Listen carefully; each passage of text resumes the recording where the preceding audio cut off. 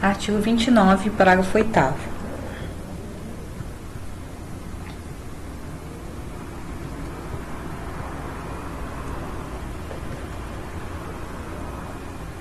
O trabalhador deverá ter acesso às informações da sua CTPS no prazo de até 48 horas a partir de sua anotação. Artigo 29-A. O empregador que infringiu o disposto no caput e no parágrafo 1º do artigo 29 desta consolidação ficará sujeito a multa no valor de R$ 3.000 por empregado prejudicado, acrescido de igual valor em cada reincidência. Parágrafo 1º, no caso de microempresa ou empresa de pequeno porte, o valor final da multa aplicada será de R$ 800 por empregado prejudicado. Parágrafo 2º, a infração de que trata o caput deste artigo constitui exceção ao critério da dupla visita. Artigo 29-B, na hipótese de não serem realizadas as anotações a que se refere o parágrafo 2º do artigo 29 desta consolidação, o empregador ficará sujeito à multa no valor de R$ 600 por empregado prejudicado.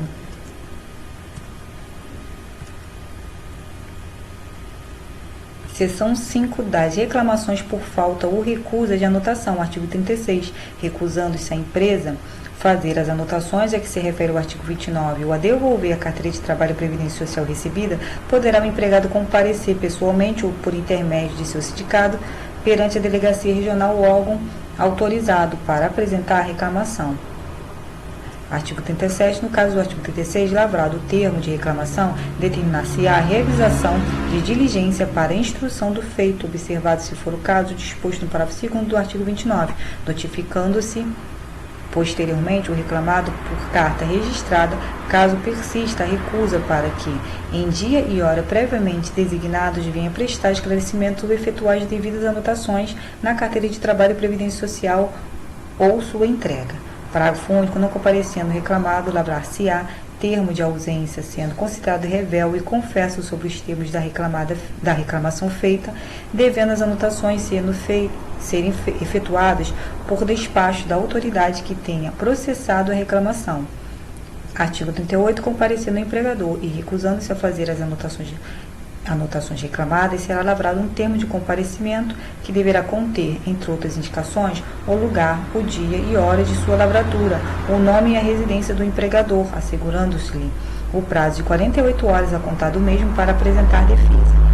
Parágrafo único. Fim do prazo para a defesa, subirá o processo à autoridade administrativa de primeira instância para se ordenarem diligências que completem a instrução do feito ou para julgamento, se o caso estiver suficientemente esclarecido. Artigo 39. Verificando-se que as alegações feitas pelo reclamado versam sobre a não existência de relação de emprego ou sendo impossível verificar essa condição pelos meios administrativos, será o processo encaminhado à Justiça do Trabalho, ficando, nesse caso, sobrestado o julgamento do auto de infração que houver sido lavrado.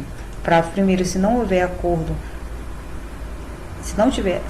acordo, a Junta de Conciliação e Julgamento, em sua sentença, ordenará que a Secretaria efetue as devidas anotações uma vez transitada em julgado e faça comunicação à autoridade competente para o fim de aplicar a multa cabível. Parágrafo 2º. Igual procedimento observar-se-á no caso de processo trabalhista de qualquer natureza, quando for verificada a falta de anotações na carteira de trabalho e previdência social, devendo o juiz, nesta hipótese, mandar proceder, desde logo, aquelas sobre as quais não houver controvérsia.